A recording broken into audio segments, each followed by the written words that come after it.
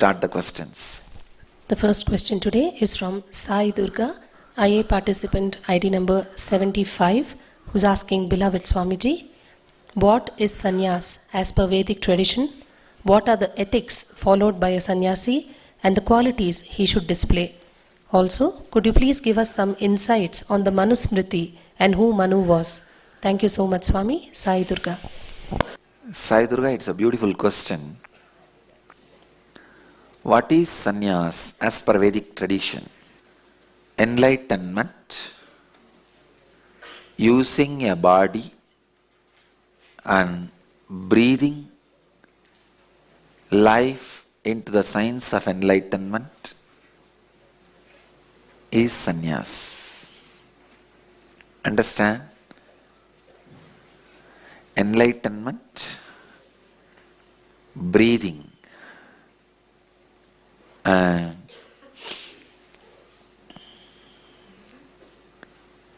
assuming a body and breathing life into enlightenment science is sannyas. What are the ethics followed by a sannyasi? Please understand, all the ethics, all the morals, all the codes of conduct, everything is dependent on the country, state, village, community, time they live in. Only one great ethics by them. They radiate intense bliss, energy, and completely centered on the higher self. You are asking what are the ethics followed by a sannyasi and the qualities he should display. No. The moment you fix some qualities that he should display, there is every possibility you will create hypocritical sannyasis. My whole struggle between me and my sannyasis is trying to evolve them to an enlightenment, radiating enlightenment without giving them pseudo-ethics. If I would have created a pseudo-ethics, by now I would have had lakhs of sannyasis, because it is very easy to follow any pseudo-ethics. If I say, be always smiling, be always compassionate, just be non-possessive, if I just give some 10 rules, and this is enough, you display these qualities, I will have lakhs here sitting around me.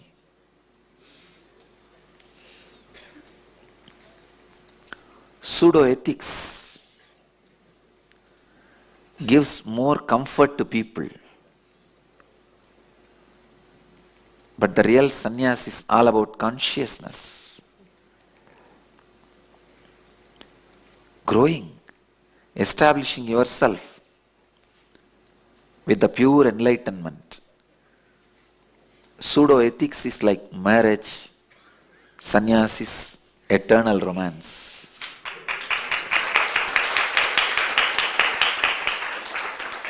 With pseudo-ethics, you come to terms and settle down. You settle. I tell you, pseudo-ethics is not what I expect from my sannyasis. Be honest to your core. Be true to your capacity. Be true to your possibility. Also, the next part of the question is, also could you please give us some insights on Manusmriti and who Manu was? Manu was the first human being, enlightened human being, started developing a concept of civilization. the first human being who started thinking and developing the concept of human civilization. His collective accepted understandings are only called Manusmriti. Please understand. Collectively accepted understandings is Manusmriti. It was not written autocratically by him. It was more like a democratic understandings which was collected by him. It's like he was the president of the human civilization, first human civilization. Daksha Prajapati was prime minister. That is the way the human civilization started. Manu was doing more of a spiritual work, and Daksha Prajapati was doing more of a execution. Daksha Prajapati is son-in-law of Manu. Manu's daughter Prasuti. The meaning of the Prasuti means execution power. Executive power. I don't know whether it was really a woman named as Prasuti or it is just the power given by Manu to Daksha Prajapati.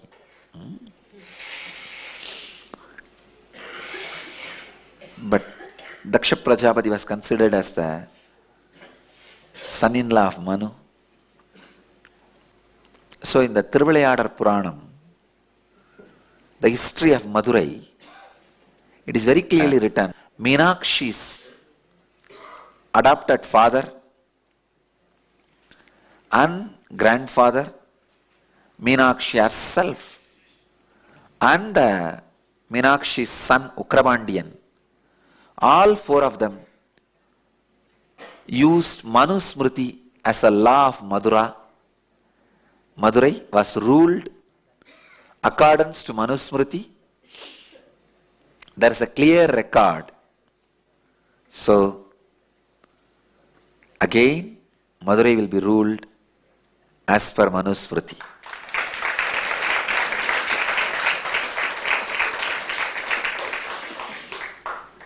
Next question.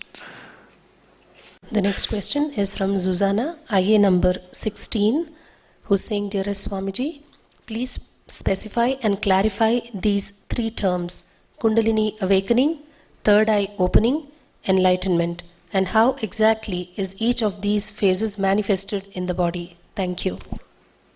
Susanna, it's a very funny question.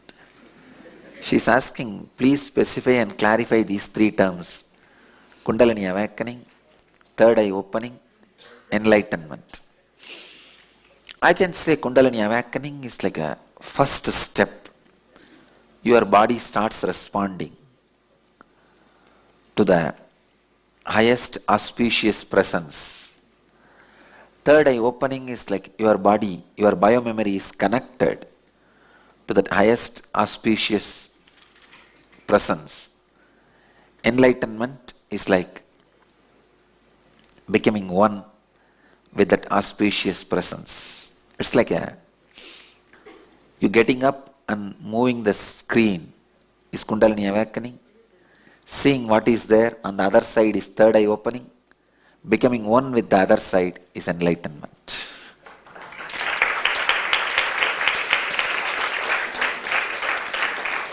So in Kundalini awakening, biomemory feels the heat of the consciousness. In third eye opening, biomemory feels connected to the conscious presence. In enlightenment, biomemory becomes one with the conscious presence. Being in his presence awakens Kundalini. Working with his presence awakens third eye opening. Becoming his presence is enlightenment.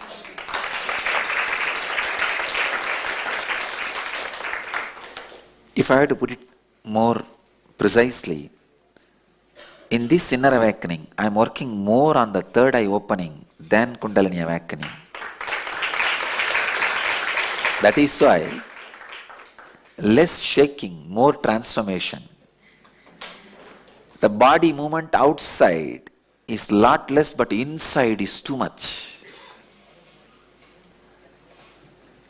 How many of you feel that outside it is not shaking much, but inside it is unbearable, going through in the spine? So be very clear, it's third eye opening. So this whole inner awakening, I am working more on the third eye opening. I am not encouraging the body movement much, but programming less movement, more transformation. Less shaking, more shocking.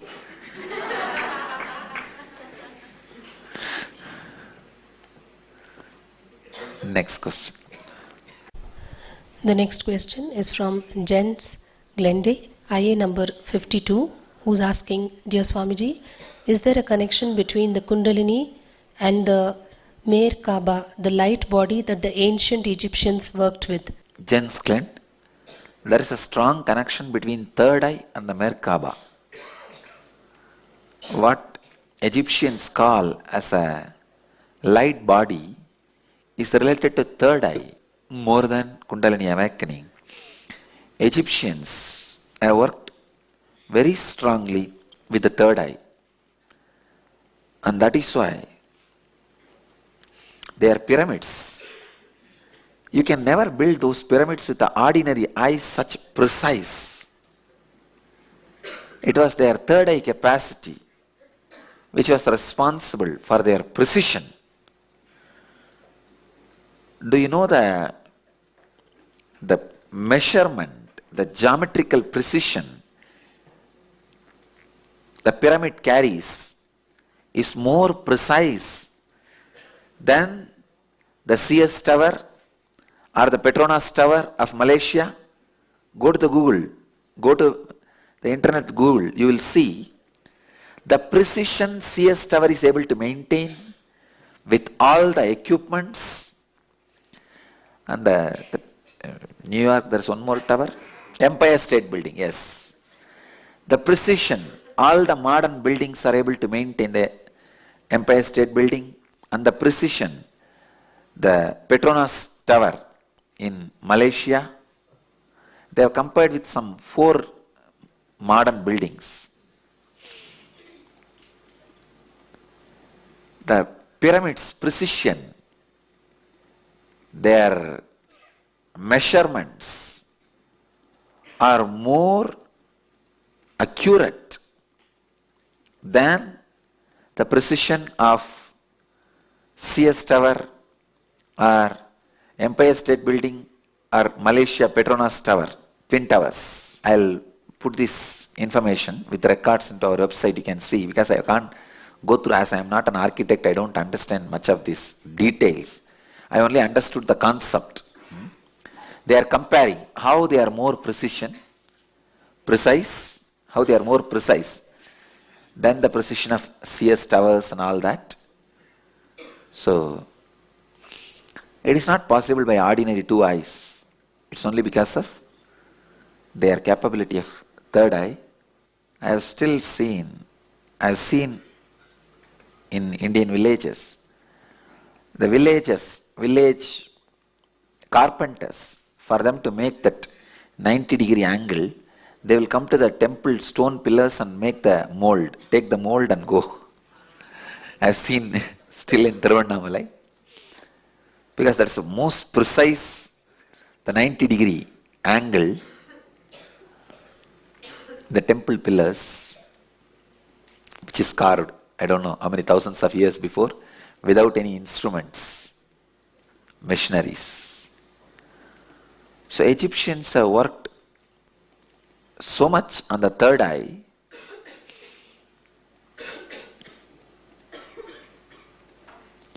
only thing they missed is the last part of enlightenment. Somehow, unfortunately, the people who funded the research have influenced the research in the last part. See, in India, kings have funded the research but never able to influence the Brahmins. Brahmins are very clear. You may fund the research, but you can't influence. You are separate and the research results are separate. Bow down to the Brahmins and sannyasis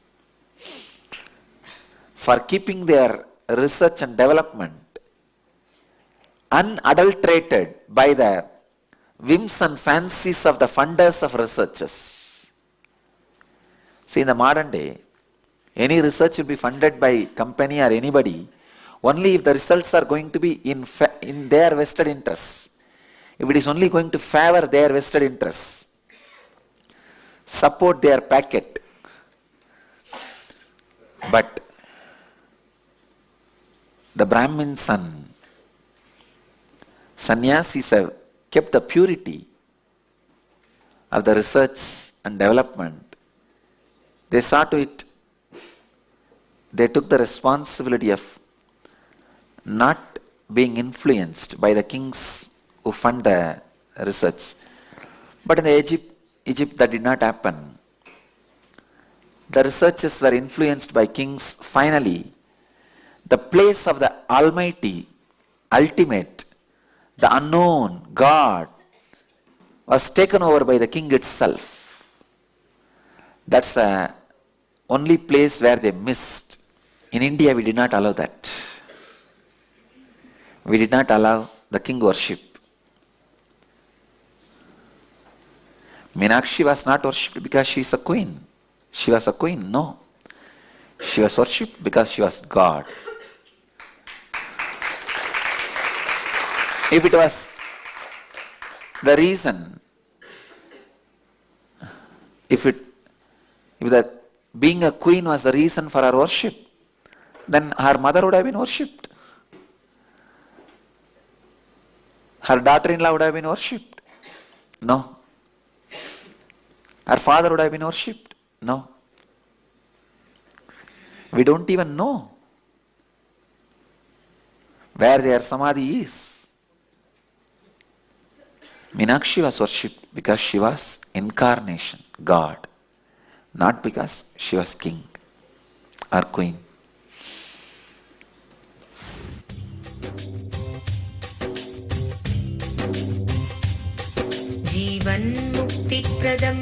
Paramahamsa Nityananda, a rare living incarnation, is named among the world's 100 most spiritually influential personalities today.